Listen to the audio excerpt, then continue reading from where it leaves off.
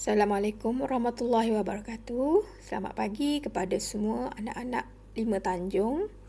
Bertemu sekali lagi kita dalam kelas PDPR Sains. Dan kali ini cikgu akan masuk tajuk bab di tingkatan 5. Okey.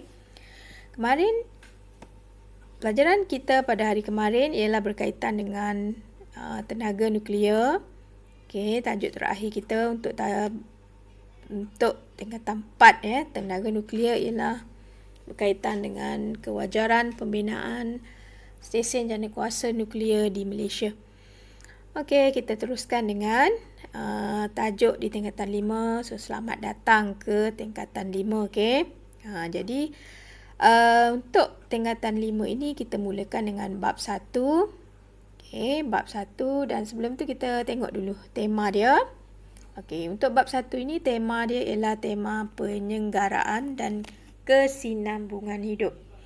Okey, sebelum tu kita semua tahu ya, sekarang ni negara kita bukan negara kita saja, seluruh dunia melalui kehidupan dalam keadaan norma baru. Okey, kita tahu sebabnya kan, sebab sekarang ni kita di sekeliling kita ni kita tak tahulah. Okey, mungkin di mana-mana juga sekarang ni kita kena beringat untuk sentiasa memakai topeng muka, sentiasa menjaga jarak fizikal, sentiasa mencuci tangan, dan semua itu ada kena mengena dengan langkah pencegahan COVID-19. Okey. Jadi apa yang akan kita belajar pada hari ini sebenarnya sangat rapat dengan COVID-19. Dan pada hari ini, bukan hari ini, kemarin sejarah pada hari kemarin, Perdana Menteri kita adalah antara orang yang terawal menerima suntikan vaksin untuk mencegah penyakit COVID-19. Okey, kamu semua tahu ke COVID-19 ni punca dia daripada apa? Okey, mesti kamu biasa dengar COVID-19 ni sebenarnya ialah penyakit yang disebabkan oleh mikroorganisma. Okey. So, apakah mikroorganisma yang menyebabkan COVID-19? So, setiap hari sebenarnya kita dengar di TV, di radio. Di antara penyebab, bukan antara lah, memang penyebab penyakit COVID-19 ialah virus, sejenis virus yang dinamakan sebagai coronavirus. Okey, jadi berdasarkan kepada apa yang cikgu cerita sedikit sebanyak berkaitan dengan COVID-19 ni, jadi sebenarnya cikgu nak buka minda kamu tentang mikroorganisma, dan tajuk ini cikgu tahu kamu dah belajar masa di tingkatan 2. Okey. Kenapa kita perlu tahu tentang mikroorganisma? Sebab mikroorganisma ni ada bersama-sama dengan kita, di sekeliling kita. That's why sebelum kita nak makan, kita kena cuci tangan dulu, bersihkan tangan dulu. Semua peralatan yang kita nak gunakan kena bersihkan, kena basuh. Dan sebenarnya zaman tok nenek kita dulu pun mereka dah tahu benda ni. Okey, dia orang yang ajar kita kan nak makan basuh tangan, sebab dia orang tahu kalau tak basuh tangan kemungkinan kita akan dapat keracunan makanan. So, apa puncanya kita boleh mendapat keracunan makanan itu? Kalau dulu orang tua-tua panggil kuman, kuman. Tapi sekarang ni kita kena tahulah yang kuman itu sebenarnya ialah mikroorganisma. Okey, seterusnya kita masuk bab 1, iaitu tajuk kita ialah mikroorganisma. Okey. Dan untuk kita melihat mikroorganisma ni, kita perlukan alat yang dipanggil sebagai mikroskop. Tanpa mikroskop, kita tak boleh nampak mikroorganisma. Dan tak semua mikroorganisma di dalam dunia ini berbahaya kepada kita. Sebenarnya ada mikroorganisma yang berfaedah terutamanya digunakan dalam bidang perubatan, pertanian dan juga perindustrian. Okey, jadi untuk bab 1 ni, kita akan belajar tentang pertama, dunia mikroorganisma. 1.1 dunia mikroorganisma, kemudian 1.2 berkaitan dengan mikroorganisma berfaedah dan 1.3 pencegahan dan rawatan penyakit yang disebabkan oleh mikroorganisma. Jadi pencegahan ni antaranya ialah penggunaan vaksin sebagaimana yang viral di negara kita sehari dua ni. Okey, seterusnya. Maaf. Baik. Objektif pembelajaran kita pada hari ini ialah saya dapat menerangkan tentang dunia mikroorganisma. Dan kriteria kejayaan sepatutnya di akhir pengajaran cikgu pada hari ini awak dapat menerangkan tentang flora normal. Yang kedua, menyenaraikan contoh flora normal. Yang ketiga, boleh membuat pengelasan mikroorganisma. Dan yang keempat, dapat menyatakan ciri-ciri bagi kulat dan alga. Jadi ada 4 kriteria kejayaan yang akan kita cuba capai pada hari ini. Okey. Baik, sedikit info berkaitan dengan coronavirus, ataupun penyakit COVID-19. Seperti dalam gambar, awak boleh rujuk buku teks awak. Itu adalah coronavirus, sejenis virus atau spesies virus yang menjadi sebab penyakit COVID-19 yang sudah jadi satu pandemik di dunia dengan berjuta manusia di seluruh dunia telah pun dijangkiti oleh COVID-19 dan alhamdulillah sudah pun ditemukan vaksin untuk mencegah COVID-19. Dan sebagaimana yang kita tahu, penyakit ini sebenarnya datang daripada Wuhan, China, pada penghujung 2019 dan telah masuk ke negara kita pada bulan Februari sebenarnya. Dan selepas itu bermulalah episod negara kita, bermula dengan PKP, PKPB, ada negeri-negeri atau daerah yang kena PKPD dan sampailah sekarang kita terpaksa buat PDPR ni kerana adanya COVID dekat Malaysia. Okey. Jadi kenapa cikgu nak terangkan pasal coronavirus ni sebabnya berkait rapat dengan tajuk kita pada hari ini. Jadi antara perkataan-perkataan yang mungkin baru pada awak yang akan awak jumpa dalam bab 1 ni ialah mikroorganisma. Mikroorganisma bukan perkataan baru. Okey, kemudian fungi, alga, protozoa, bakteria, virus, flora normal, vaksin, ekoenzim, patogen, aseptik, pensterilan, antiseptik, disinfektan, antibiotik, antifungi dan antiviral. Okey, ini adalah antara beberapa perkataan yang akan awak jumpa dalam bab 1 ini. Okey, seterusnya, imbas kembali awak dah belajar dah benda ni sebenarnya. Imbas kembali tentang apakah itu mikroorganisma. Jadi organisma ialah organisma seni. Organisma ni nama lain dia ialah benda hidup. Dia adalah benda hidup yang tak dapat dilihat dengan mata kasar. Maknanya dengan mata kita sedia ada ni, kita tak boleh nampak. Mikroorganisma. Contohnya, coronavirus lah. Coronavirus, kita tak nampak. Sebab tu, kita tak tahu. Bila kita dijangkiti dan daripada siapa kita dapat.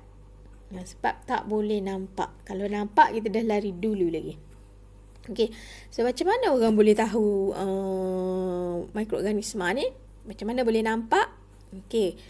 Mikroorganisma ni boleh dilihat menerusi mikroskop.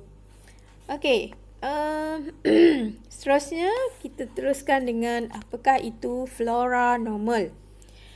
Flora normal ialah mikroorganisma yang terdapat pada organisma lain. Okey. Mikroorganisma ni hidup dalam organisma lain. Hidup dalam benda hidup yang lain. Contohnya ada dalam manusia, ada dalam badan haiwan, tetapi mikroorganisma kategori flora normal ini tidak menyebabkan penyakit. Kita boleh katakan yang dia ni mikroorganisma baik lah ya. Okey, awak boleh rujuk dalam buku teks awak antara sebahagian flora normal pada bahagian-bahagian berlainan badan manusia. Okey, kita tengok dalam badan kita. Contohnya dekat salur uretra. Uretra ni ialah bahagian pundi kencing kita. Ada spesies Staphylococcus dan Corynebacterium. Okey. Tu di bahagian salur kencing kita. Okey, tu ada gambar tu Streptococcus species. Atasnya Lactobacillus species. Okey, kemudian kita pergi pula pada bahagian atas salur pernafasan. Okey, bahagian atas salur pernafasan kita ada mikroorganisma spesies Staphylococcus dan Streptococcus.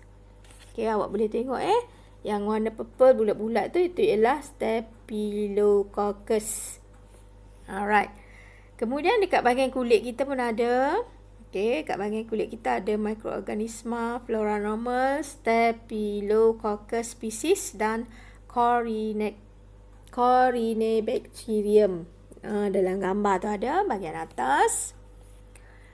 Okey, kemudian di bahagian usus kecil kita. Okey, usus kecil ada Escherichia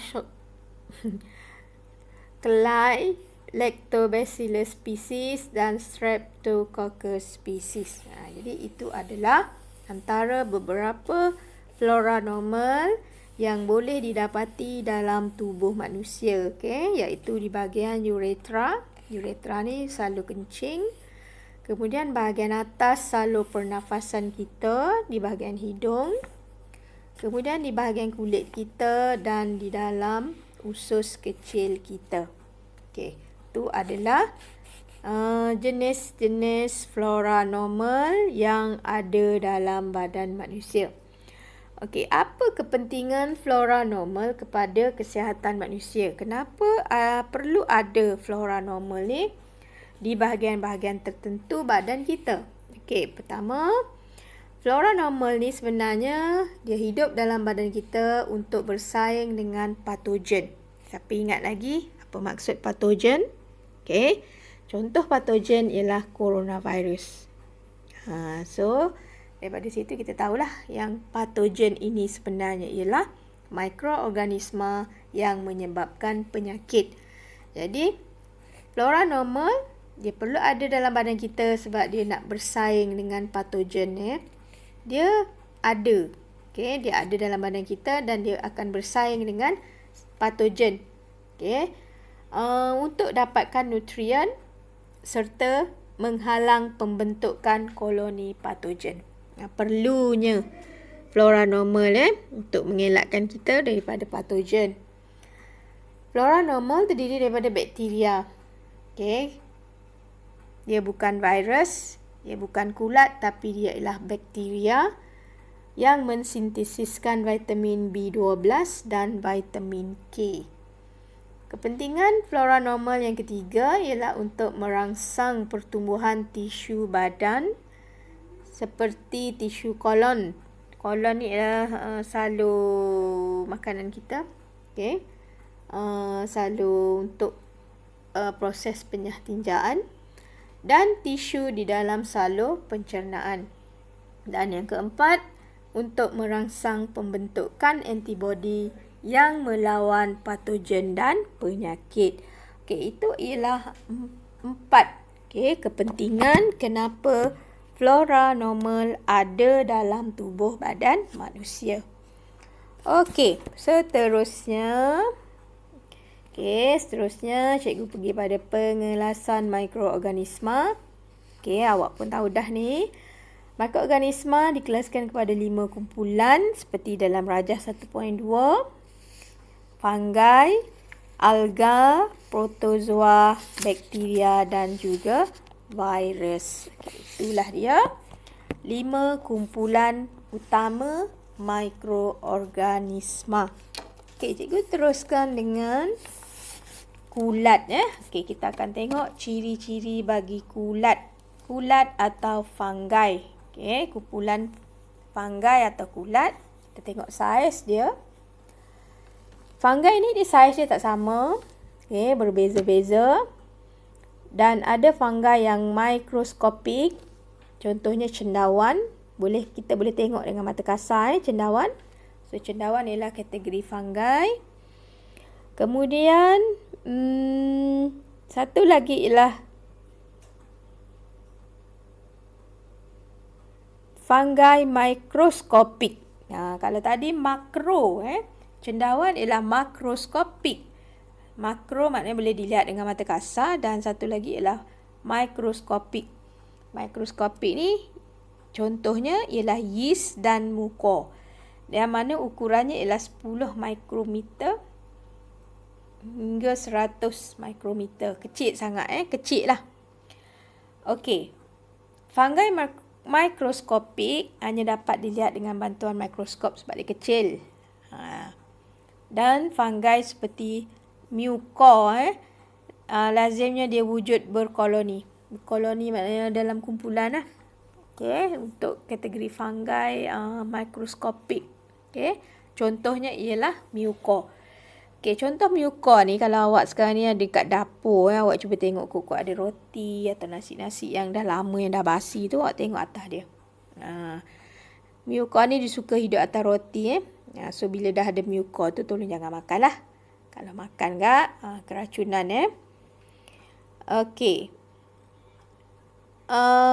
Yang B tu, itu ialah yeast. Yeast ni pun kalau awak duduk dapur tu, kalau awak rajin buat roti, buat donat, so kita guna yeast.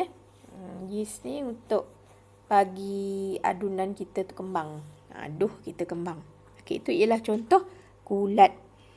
Kita ada cendawan, yeast dan juga muka. So kalau cendawan ni dia kategori makroskopik sebab boleh dilihat dengan mata kasar. Manakala yeast dengan muka dia ialah mikroskopik sebab hanya boleh dilihat dengan mikroskop.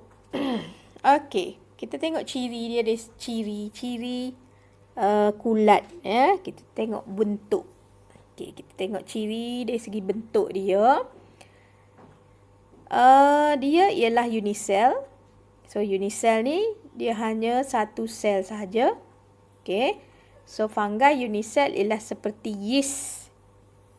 Bentuk dia sfera kecil, bulat, macam rajah 1.3 tu, awak boleh tengok struktur yeast. Kemudian muka pula, okey, seperti rajah 1.4. Muka ni kumpulan multisel.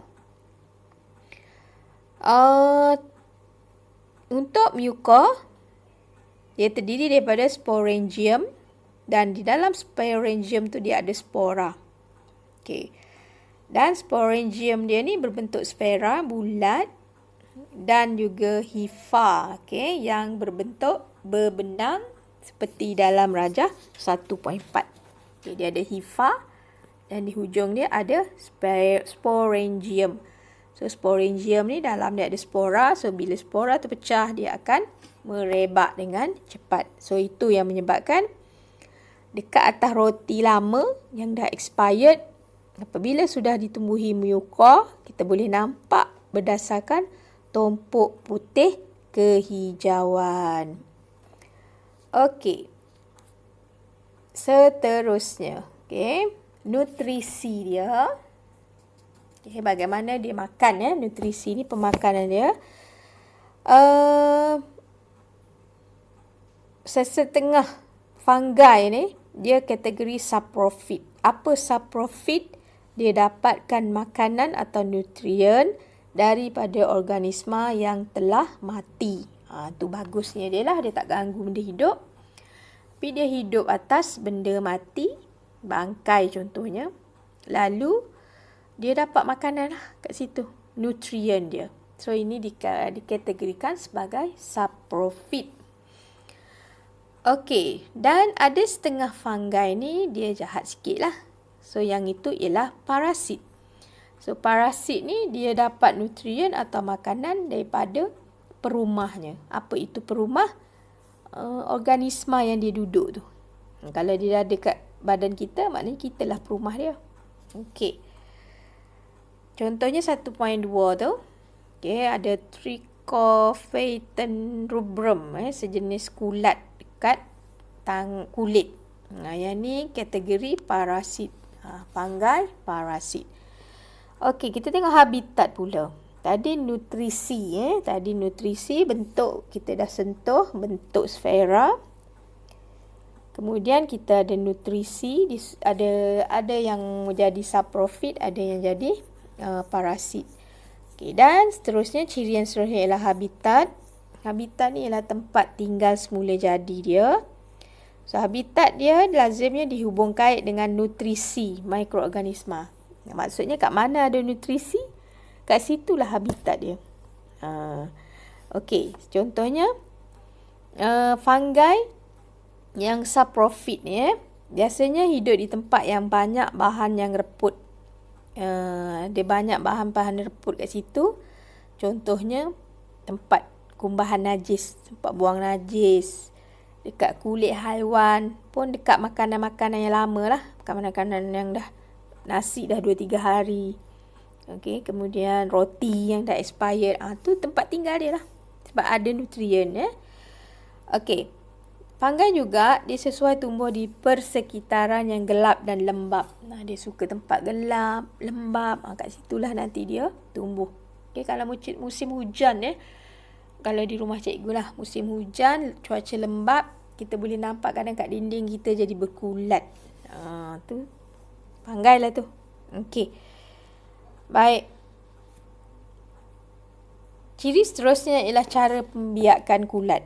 Macam mana dia membiak. Okey, kita tengok Rajah 1.5. Rajah 1.5 tu ialah yeast. Yeast bagaimana dia membiak? Awak tengok tu. Dia tumbuh tunas. Kemudian tunas tu akan terpisah. So tunas yang terpisah tu dia akan membiak pula. Tu cara dia membiak. So kaedah ni dinamakan kaedah pertunasan, iaitu sejenis kaedah pembiakan asek. Pembiakan asek ialah pembiakan yang tidak perlu ada sel jantan atau sel betina. Diri sendiri dia tu dia boleh membiak. Okey, untuk 1.6 tu itu ialah muka. Okey, pembiakan asek dan sek dalam muka. So muka ni dia boleh asek, dia boleh sek. Okey, maaf deh. Okey. Bagaimana dia membiak? Pembentukan spora. Spora dia pecah. Okey, dan dia akan tumbuh lah. Dekat mana dia jatuh tu. Okey. Kemudian cara yang kedua, pertemuan antara hifa. Hifa ni menyebabkan berlaku pembiakan sek di situ. Iaitu secara konjugasi. Okey. So, bila kaedah konjugasi ni, dia melibatkan pertemuan hifa, akan ada gamet dihasilkan. So, bila ada gamet ni, dia akan melakukan proses pembiakan. Bila ada gamet ni merujuk kepada gamet jantan dan gamet betina. Lalu berlakulah proses persenyawaan untuk menghasilkan muka yang baru. Jadi, special bagi muka, dia boleh membiak secara spora. Sebab spora ni tersimpan dalam sporangium. Awak boleh tengok Rajah 1.6. Dan satu lagi kaedah ialah secara konjugasi. So, konjugasi ni melibatkan pembiakan seks. So, bila pembiakan seks, dia perlu ada gamet jantan dan gamet betina. Okey, so itulah dia ciri-ciri bagi kulat. Okey, cikgu rasa cikgu tak akan teruskan untuk ciri-ciri bagi alga. Sebab dah banyak sangat dah ni yang cikgu sampaikan pada hari ini. Okey, so arahan seterusnya cikgu akan masukkan dalam grup WhatsApp. Jadi, kamu boleh baca sendiri dalam buku teks bermula dengan muka surat 3 sehingga ke muka surat 7. Okey, jadi sekian saja kelas cikgu pada hari ini. InsyaAllah kita akan jumpa lagi pada minggu hadapan. Dan latihan akan cikgu maklumkan dalam grup WhatsApp sebentar saja lagi. Okey, sekian saja untuk hari ini. Cikgu akhiri dengan ucapan Assalamualaikum warahmatullahi wabarakatuh.